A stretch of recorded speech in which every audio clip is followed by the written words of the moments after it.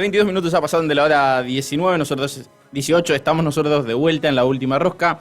Y estamos para charlar sobre un tema como cada miércoles internacional, hoy con un invitado que ya ha pasado por aquí, por la última rosca, pero que hoy nos viene a aportar información sumamente novedosa, sumamente nueva, que al menos yo no la termino de entender, esperemos que salgamos con ideas mucho más claras, pero el pasado días atrás, podemos decirlo, hemos visto que el gobierno de Maduro ordenó publicar y difundir en las escuelas el nuevo mapa de Venezuela, mapa que según tengo entendido incluye a la República de Guyana, con lo cual se arma todo un conflicto internacional que estábamos aquí con Leonardo Montes, quien nos va a proceder a explicar un poco más de qué se trata. Buenas tardes, Leonardo, ¿cómo estás? Hola, buenas tardes.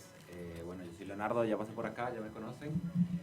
Bueno, hoy me invitaron, junto con el profe Mati me invitó, vamos a charlar un poco de la historia del Esequibo, del conflicto entre Venezuela y la Guyana, que antes era británica, ahora es Guyana, sobre este territorio que siempre ha estado en reclamación. Desde el colegio a nosotros nos enseñaron que estuvo en reclamación, pero siempre nos incentivaron a que ese territorio era nuestro. Y bueno, vamos a charlar y debatir, a ver un poco qué información tienen ustedes, me gustaría ver qué información tienen ustedes y qué información tengo yo, porque es algo bastante parecido y familiar a lo que les sucede a ustedes con las Malvinas. Buen punto el comparativo que realiza. Yo personalmente no tengo mayor entendimiento del tema, justamente cuando me enteré de la noticia se lo pasé automáticamente a Mati para que proceda a explicarme un poco de qué se trataba, pero históricamente no sé si es una cuestión que viene de la época de la colonización, no sé si es una cuestión que tuvo en el medio de algún conflicto de interés comercial de Venezuela, pero me parece, al menos para la comunidad internacional, siempre es alarmante cuando un territorio de la nada procede a decir, bueno, estas tierras son mías. A favor sí. de Ryan, yo le voy a decir que no le mandé la punta a tiempo, o sea, le mandé tarde la punta, entonces como que no. No estudio para... No está tan preparado como en otros momentos. Pero bueno, básicamente, más allá de que después lo profundice un poco más, y lo que comentábamos recién, es que el Esequibo tiene como una historia ya de manoseo y que incluye encima las superpotencias del momento, ¿no es cierto? ¿Por qué se llama Esequibo, para empezar? El nombre de ese territorio se le da por un río que Ajá. pasa por allí y fue el que se utilizó para delimitar en los tiempos de la colonización de ese territorio que se disputaba entre los españoles, el reino español, y en ese momento la compañía neerlandesa de las Indias Occidentales. Uh-huh. Entonces, como no había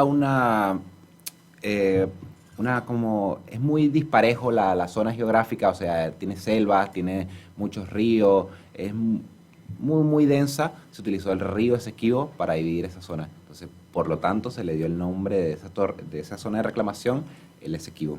Estamos hablando época de colonización, la misma que más o menos todo el continente sudamericano, en 1800. Sí, Exactamente. Y Guyana en ese entonces era territorio holandés. Sí, justamente ahí es donde empieza la disputa, ¿no es cierto? Uh-huh. Siempre ese sector es como que estuvo disputado. Si mal no recuerdo, primero estuvo en manos de Reino Unido, luego pasa a manos españolas, ¿puede ser? No. ¿O al revés? Al revés. Primero, la mayor parte del territorio del Esequibo, el Esequibo siempre fue comprendido por el reino español. Ajá. ¿Qué pasa? Que también teníamos por un lado el reino de Portugal, el reino de Inglaterra y el reino de Países Bajos, que quería también tener su autoridad dentro del territorio latinoamericano, lo que hoy comprende como Latinoamérica. Uh-huh. Entonces, Países Bajos, la compañía de neerlandesa de las Indias Occidentales, toma ese punto de Guyana, y por otro lado también está el reino de Inglaterra, que también quería tener su parte acá, en ese momento una potencia naval grandísima. Bueno, esa parte que ahora comprendemos como el país de Guyana, que es independizado todo, era parte de Países Bajos. Luego, Reino Unido toma el poder, es decir, Países Bajos le cede ese territorio a Reino Unido, uh-huh, y pasa a ser la Guyana Británica, se sí, pasa a llamar así. Y entonces, pero esa zona, la que hoy conocemos como el Esequibo, no la comprendía el Reino Unido, uh-huh, porque era una zona que pertenecía a España. Incluso en los tiempos de la colonia hubo problemas entre España y Gran Bretaña para definir de quién de los dos era esa zona. Entonces, por eso se había delimitado el río Esequibo. Después van pasando los años, se hace más político el tema después de 1811 cuando... Ese es el mapa que se lo mandé a Mati. Sí, ese es el mapa actualizado, ese sería el nuevo mapa. Ajá. La parte de atrás derecha, es decir, como la segunda pata de un elefante, nosotros siempre conocimos a Venezuela como un elefante. Es la primera vez que lo veo así. Sí. Entonces, la última pata sería la zona que ahora, que es el Esequibo, que ahora sería un nuevo estado de Venezuela según el gobierno actual. Uh-huh. Entonces, esa zona es heredada por derecho del reino español para Venezuela luego de 1811 que se independiza. Y bueno, allí se creó este conflicto, después pasó en 1899, cuando se empieza ya a ver más tema político conflictivo, pero ya yendo más a instituciones, se crea el laudo arbitral de París, Uh-huh. ¿sí? En el que los integraban era Estados Unidos, abogados de Estados Unidos, de Inglaterra, y se supone que el neutro era los rusos, pero los profesores abogados que integraban ese laudo daban clases en Reino Unido. Entonces nunca se le dejó a participar a Venezuela. Estados Unidos era el vocero de Venezuela en ese laudo arbitral. Entonces allí se define en 6 días, la reunión tenía permiso para 3 meses, pero en 6 días se define que eso le pertenecía a la Guyana Británica. Ajá. Entonces pasó por decisión internacional a ser una parte de la Guyana Británica. En 1962 o 63, ya Venezuela va a la ONU, ya creada la ONU, a reclamar su territorio, que por derecho histórico había sido de ellos. Y la ONU pues hace lo que sabe hacer. Lavarse las manos. Sí, vamos a esperar. O sea, hoy Venezuela tiene un reclamo sobre esa parte del continente que pertenece en el derecho internacional a Guyana. Sí, o sea, en el laudo arbitral le pertenece a Guyana, inclusive, ya te voy a dar la información completa, Uh-huh. la ONU posterga eso, le da, y Venezuela se cansa. En el 2018 Venezuela va frente a la Corte Internacional de Justicia a presentar ese reclamo porque la ONU no estaba haciendo nada, y en 2023, actualmente, la Corte Internacional de Justicia dice que eso es de Guyana. Entonces, ahí está el problema, que ya hay una decisión de que eso es de Guyana, y para nosotros los venezolanos eso no es de Guyana. Ah, es un gran tema, digamos, porque está fresco como... Sí. Bueno, justamente fue el régimen ahora que desconoció el fallo de la Corte, sí, y que avanza con, esa medida del mapa. Vimos que es una de las nuevas medidas de Maduro, decir, que ya reconoce como venezolano el territorio que estaba pintado, que nosotros decimos pintado porque es que históricamente figura como territorio en disputa. Uh-huh. Y ahora cambia ese estatus y se lo pone como territorio venezolano.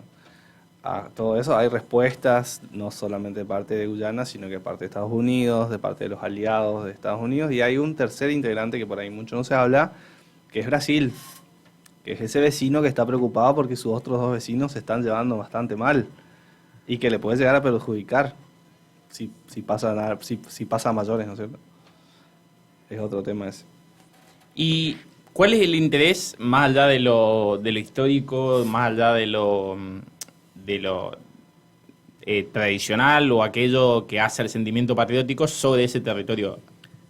Bueno, Es decir, ¿hay algún interés comercial, explotación? Obviamente, sí.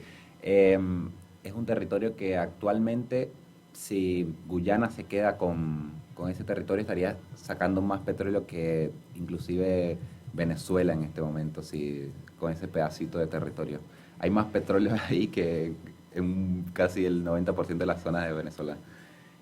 Y se quedó con esa parte porque actualmente le comprende a Guyana esa parte, y en la parte del mar, las delimitaciones marítimas, está un hallazgo de petróleo gigantesco que Guyana le dio las licencias a una petrolera estadounidense Entonces, aparte de eso, también ¿Puede hay ser una... Action Energy? Sí, Action Energy.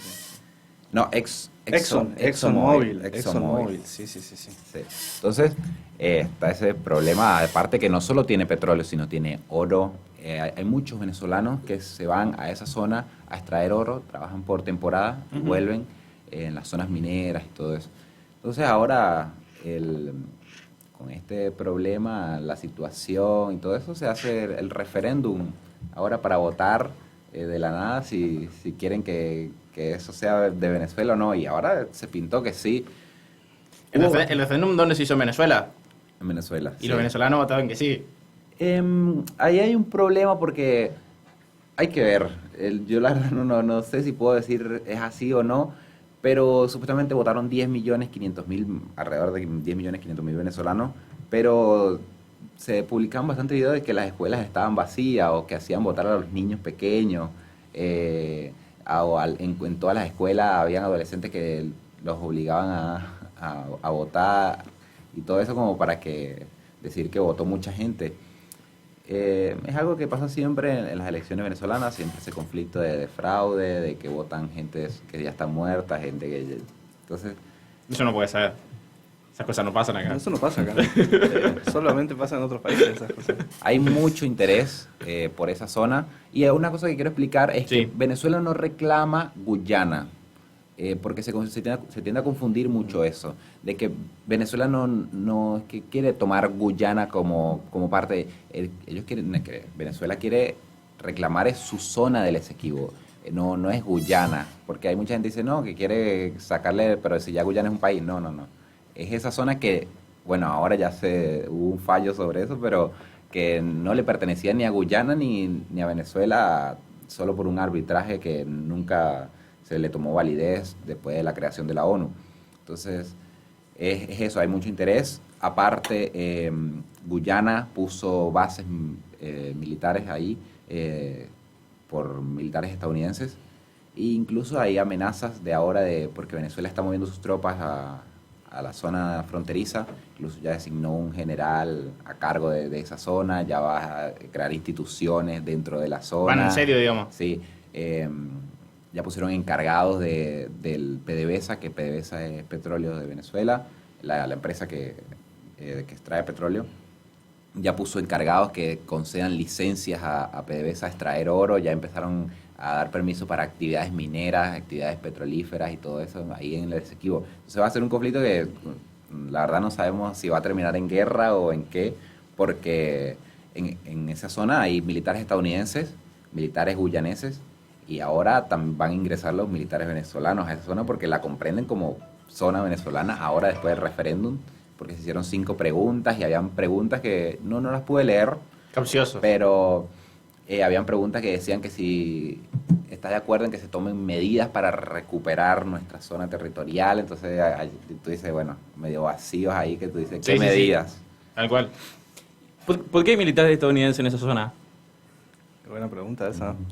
¿Por qué habrá militares? Bueno, a ver, hay que ver. Pasa que ahí entra Guyana, es parte del CARICOM.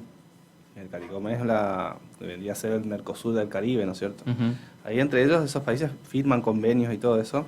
Y además hay que ver qué papel cumple la empresa esta que está ahí, ExxonMobil, perdón, que está ahí dentro de ese territorio, y hay que ver si Estados Unidos envía esas tropas o hay o si existe esa base militar ahí porque está esa empresa ahí también. Porque no es la primera vez que va a pasar que una vez que se instala una empresa estadounidense, automáticamente hay otro campamento militar resguardando todos esos intereses, ¿no es cierto? Nos aporta el lidán Alejandro Chini, que está haciendo muy cerca de la transmisión. A la pregunta que acabo de hacer, dice que los marines de la Marina estadounidense cuidan las empresas estadounidenses fuera del país. Entonces, por eso también hay armada y hay parte de territorio militar ocupado. Claro. Es que históricamente es así. También lo hicieron en Panamá en su momento. Panamá había y existe muchas bases militares estadounidenses. Pasó lo del conflicto de Panamá también, pero sí, por lo general, donde hay empresas estadounidenses, hay tropas estadounidenses. Por parte de Venezuela, entonces, para ir redondeando, Venezuela va a ir hasta las últimas consecuencias, si se quiere, por recuperar ese territorio, a pesar de lo que diga la Corte Internacional, a pesar de lo que diga la ONU, a pesar de lo que diga Magoya. ¿Y Guyana qué medidas está tomando al respecto? Guyana militarizó la zona Ajá. y inclusive el presidente guyanés ya ha mandado amenazas de que respondería militarmente si Venezuela ocupa la zona. Entonces es bastante controversial y bastante parecido, como les decía, a los de ustedes con Malvinas puede ocurrir lo mismo, porque no creo que Guyana contra Venezuela no es una fuerza comparable militarmente que le pueda hacer frente Pero, a ¿quién Venezuela. ganaría ahí? Porque, a ver, al menos uno de lo que ve, Venezuela tampoco tiene un gran ejército armado. No, Venezuela, No después de la asunción de Chávez, se militarizó mucho.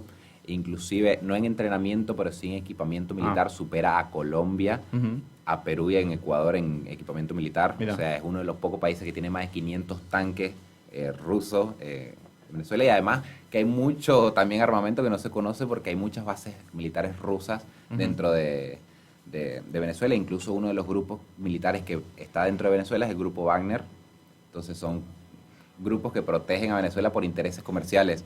Qué raro el grupo Wagner ahí, ¿eh? Me parece Gran tema que hemos totalmente hablado. extraño. Entonces hay que ver, y no es comparable. Guyana es un país pequeño, no militarizado, una fuerza militar precaria. Y bueno, Venezuela no tendrá el mayor entrenamiento posible, pero sí tiene, la verdad, muchos lanzamisiles, tanques, también tiene entrenamiento selvático. Entonces, no sería comparable el tema. Ahora hay que ver si hay intervención extranjera, si interviene Estados Unidos, si apoya a Guyana, si también Gran Bretaña, es decir, Reino Unido, apoya a Guyana, si se comete lo mismo que está pasando en todas las partes del mundo actualmente, que inicia un conflicto y interfieren terceros para esos intereses. La verdad que me parece extraño porque actualmente como que está explotando en todos lados. ¿Hay algún interés de algún tercero que quiera iniciar guerras en todos lados? Entonces, Bueno, justamente era lo que leía hoy acerca del tema de la hipótesis de conflicto y todas esas cosas. Es que están en un problema, o sea, en un dilema más los aliados de Venezuela que los aliados de Guyana.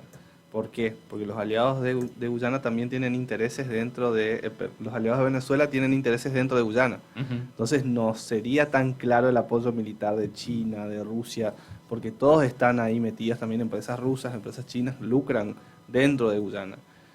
Y en cambio, por el lado de Guyana, que tiene sus aliados justamente Estados Unidos, Gran Bretaña, Francia, que ya se manifestaron a favor de Guyana en este conflicto. Entonces que es como un escenario complicado. pero podría suceder lo mismo claro, capaz muy diferente porque en su caso fueron a la guerra contra una potencia, pero esta Desarmados. vez, sí, Sí. Desarmadísimos. Con una décima parte del ejército. pero esta vez, bueno, no es Venezuela contra Gran Bretaña, porque ya no es la Guyana británica, sino Venezuela contra Guyana.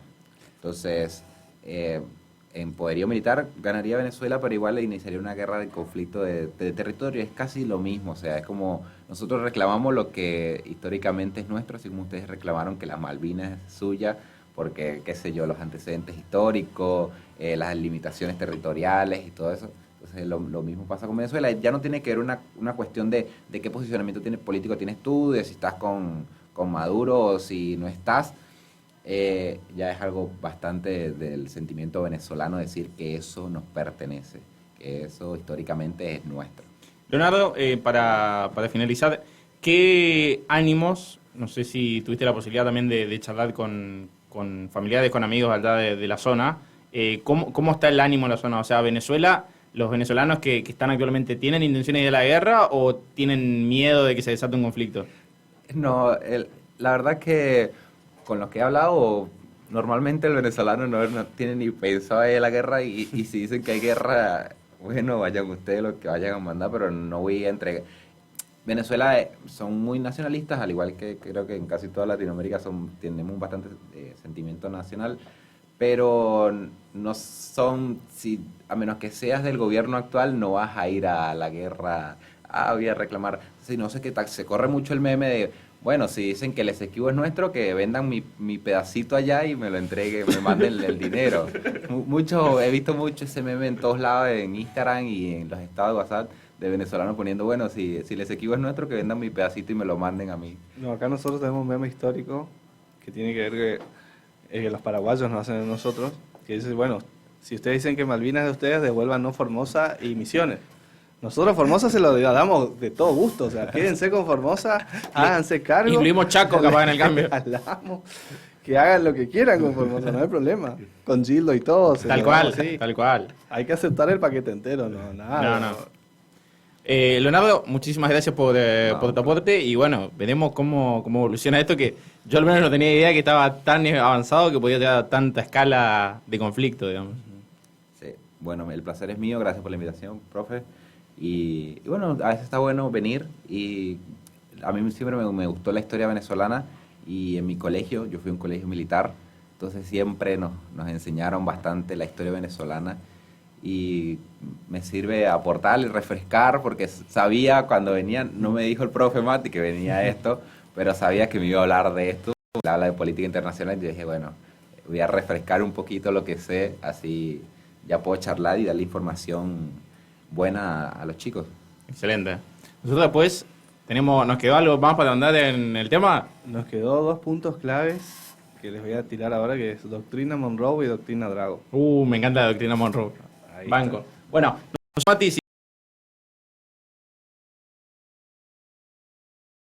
volvemos con más de la última rosca enseguida. Listo.